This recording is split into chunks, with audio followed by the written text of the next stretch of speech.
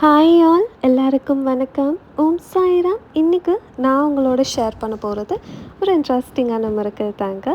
நம்மளோட சப்ஸ்கிரைபர் ராமலக்ஷ்மி அப்படின்றவங்களுக்கு பாபா எப்படி ஒரு லீலையை நடத்தினார் அப்படின்றது தான் இந்த வீடியோவில் நான் அவங்களோட ஷேர் பண்ண போகிறேன். Hope you all like this video. Ramalakshmi வந்து தீவிரமான முருகன் பக்தி. முதலாக வந்து அவங்க ஜாயின் பண்ணது நம்மளோட வேல்மாறல் குரூப்பில் தான்.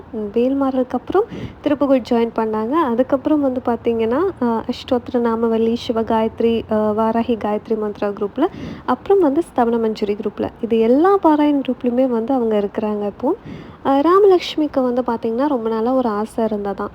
அதாவது வீட்டில் இருந்தே நம்ம வந்து ஏதாவது பிஸ்னஸ் பண்ணணும், சின்ன லெவலில் பண்ணாலும் நமக்குன்னு வந்து சொந்தமாக இருக்கணும், நம்ம வந்து நம்ம ஃபேமிலியை சப்போர்ட் பண்ணணும் அப்படின்ற ஒரு ஆசை வந்து அவங்களுக்கு ரொம்ப நாளாக இருந்தது.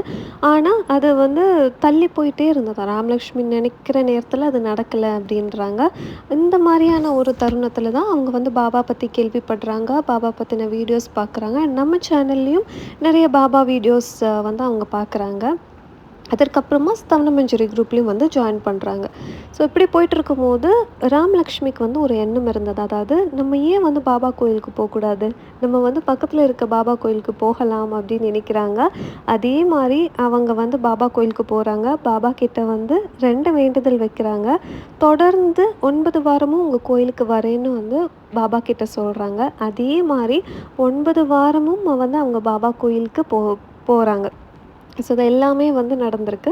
9 வாரத்துக்கு அப்புறமும் வந்து அவங்களுக்குள்ள ஒரு சின்ன வருத்தம் இருந்தது. என்னடா நம்ம வந்து இந்த மாதிரி பிஸ்னஸ் ஆரம்பிக்கணும்னு நினைக்கிறோமே, ஆனால் எதுவுமே நடக்க மாட்டேங்குது, தள்ளி போகுது அப்படின்ற மாதிரி வந்து ஒரு வருத்தம் அவங்க மனசில் இருந்துகிட்டே இருக்குது அப்படின்னு சொல்கிறாங்க. அதுக்கப்புறம் வந்து பார்த்திங்கன்னா இந்த வாரம் வியாழக்கிழமை, அது வந்து 10th வீக்கு. ஸோ இந்த வாரம் வந்து திரும்ப போகலாமா வேண்டாமா அப்படின்ற ஒரு கன்ஃபியூஷனில் இருந்திருக்காங்க. இதுக்கிடையில தான் வந்து நான் ராமலக்ஷ்மிக்கு ஏதாவது கொடுக்கணும் அப்படின்னு நினைக்கிறேன். அதாவது பாபா சம்மந்தப்பட்ட ஒரு விஷயம் அவங்களுக்கு கொடுக்கணும்னு நான் நினைக்கிறேன். அப்போ வந்து நான் அவங்களுக்கு ஒரு கொரியர் அனுப்புகிறேன். அதை லாஸ்ட்டு சாட்டர்டே அப்படி வந்து நான் கொரியர் அனுப்புகிறேன். ஆனால் அன்ஃபார்ச்சுனேட்லி அந்த கொரியர் வந்து அவங்களுக்கு போய் சேரல, ரிட்டர்ன் வந்துருச்சு. அவங்க இருக்கிற இடம் ரிமோட் அப்படின்றதுனால அந்த கொரியர் வந்து டெலிவர் பண்ண முடியாது அப்படின்னு எனக்கு வந்து ரிட்டர்ன் வந்துருச்சு. இப்போ எனக்கும் வந்து ரொம்ப கஷ்டமாக இருந்தது. என்னடா இது இப்படி கொரியர் ரிட்டர்ன் வந்துருச்சே, ஸோ திரும்ப வந்து அனுப்புனா அவங்களுக்கு போய் சேருமா அப்படின்ற மாதிரி நான் நினச்சிட்டு இருந்தேன்.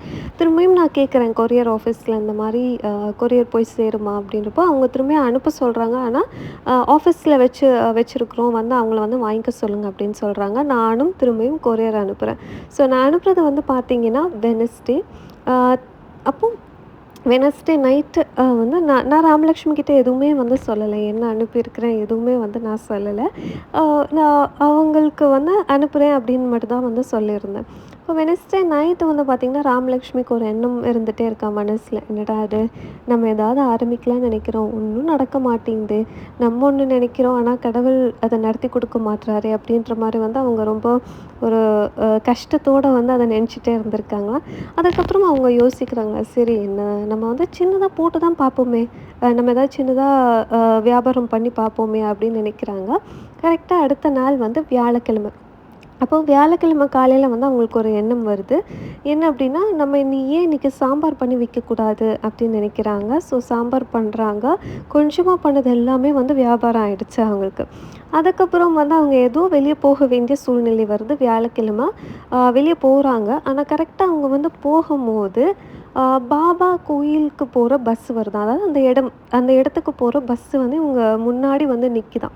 இப்போ இவங்க யோசிக்கவே இல்லை, திரும்பியும் வந்து ஏறிட்டாங்க பஸ்ஸில் ஏறி பாபா கோயிலுக்கு போகிறாங்க. அங்கே வந்து பார்த்திங்கன்னா பாபா இவங்களுக்கு ஒரு பிங்க் கலர் ட்ரெஸ்ஸில் தரிசனம் கொடுத்தாரு அப்படின்னு சொல்கிறாங்க. அதுக்கப்புறம் அவங்க வந்து நல்லபடியாக பிரார்த்தனை பண்ணிவிட்டு ஒரு முடியாதவங்களுக்கு வந்து அவங்க டீயும் வடையும் வந்து வாங்கி கொடுக்குறாங்க. திரும்பியும் வந்துட்டுறாங்க. ஸோ திரும்பியும் வந்ததும் வந்து பார்த்திங்கன்னா அவங்களுக்கு ஒரு எண்ணம் தோணுதா, நம்ம ஏன் வந்து சாயங்காலம் உளுந்த வடை பண்ணி விற்கக்கூடாது அப்படின்னு நினைக்கிறாங்க. அதே மாதிரி உளுந்த வடை பண்ணுறாங்க. அவங்க கொஞ்சமாக தான் பண்ணியிருந்தாங்க, ஆனால் அது எல்லாமே வந்து வியாபாரம் ஆகிடுச்சு, முடிஞ்சிருச்சு. ஸோ இது காலையிலையும் சாயங்காலமும் அவங்க எவ்வளோ பண்ணாங்களோ அது மொத்தமாக வந்து வியாபாரம் ஆகிடுச்சு.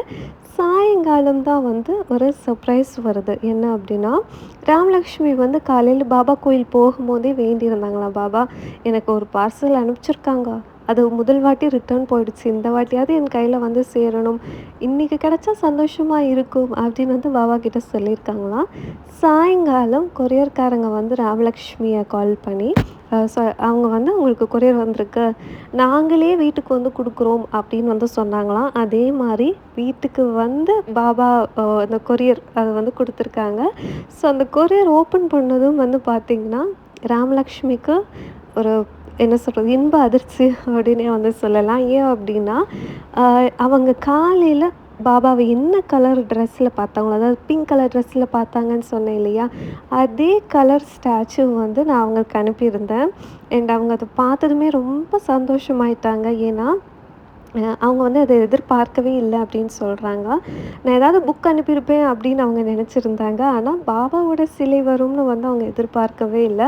அதுவும் எக்ஸாக்ட்டா அவங்க முதலா பிஸ்னஸ் ஆரம்பிச்ச நாள் அன்னைக்கு பாபாவே போய் அவங்கள வந்து பிளெஸ் பண்ணியிருக்காரு. அதுவும் காலையிலேயே வந்து உணர்த்தியிருக்கிறாரு. நான் இந்த கலர் ட்ரெஸ்ல தான் வருவேன் அப்படின்றத வந்து காலையிலேயே பாபா உணர்த்தியிருக்கிறாரு அவங்களுக்கு. அ அந்த சிலை கிடைச்சதும் உண்மையாலுமே வந்து அவங்க ரொம்ப சந்தோஷமாயிட்டாங்க.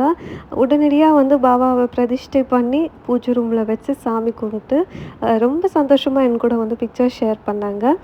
ஸோ நம்மள வந்து நெறைய பேர் நினைக்கலாம். அதாவது நம்ம வந்து ஒரு பிளான் வச்சிருப்போம். ஒரு லைக் இதுதான் நடக்கணும் அப்படின்னு வந்து நம்ம மனசுல நெனச்சிருப்போம். நம்ம வந்து பலவிதமாக வேண்டுதல் வந்து வச்சிருப்போம் பாபா கிட்ட. விரதம் இருந்திருப்போம், சாய்தேவி பூஜை பண்ணியிருப்போம், சச்சரித்திரம் படிச்சிருப்போம். இருந்தும் கூட சம்டைம்ஸ் வந்து பார்த்தீங்கன்னா, அது டிலே ஆகும். நம்ம நினைச்ச நேரத்தில வந்து நடக்காது. ஆனா ஒரு விஷயம் மட்டும் என்னால சொல்ல முடியும். பாபா எப்போ அத நடத்தி குடுக்குறாரோ, அதுதான் பெஸ்ட்டான டைம். அதுவரைக்கும் நம்ம வந்து நம்பிக்கையோடையும், பொறுமையோடையும் இருக்கணும். அந்த நம்பிக்கையோடையும், பொறுமையோடையும் இருந்தா, பாபா வந்து பன்மடங்கா நமக்கு குடுப்பாரு. ஸோ இதுதான் நான் உணர்ந்த விஷயங்கள். அண்ட் ராமலக்ஷ்மிக்கு ரொம்ப அழகா வந்து உணர்த்தியிருக்கிறாரு பாபா. "நான் உன் கூட தான் இருக்கிறேன். நீ கவலைப்படாத" அப்படின்றத வந்து அழகா உணர்த்தியிருக்கிறாரு. தேர்ஸ்டே அவங்க வீட்டுக்கு போயிருக்கிறாரு. அதுவும் முதலாக அவங்க வந்து வியாபாரம் ஆரம்பிச்ச அன்னைக்கு அவங்கள போய் பிளஸ் பண்ணியிருக்காரு. ஸோ இதுதான் நான் உங்களோட ஷேர் பண்ணணும்னு நெனச்ச மிராக்கிள். நீங்களும் ராமலக்ஷ்மியோட ப்ராடக்ட்ஸ் ஏதாவது வாங்கணும் அப்படின்னு நினச்சிங்கன்னா, நீங்க அவங்களுக்கு வாட்ஸ்அப் பண்ணலாம். நான் அவங்களோட வாட்ஸ்அப் நம்பர் டிஸ்கிரிப்ஷன் பாக்ஸில் குடுக்குறேன். Thank you. ஓம் சாய்ராம்.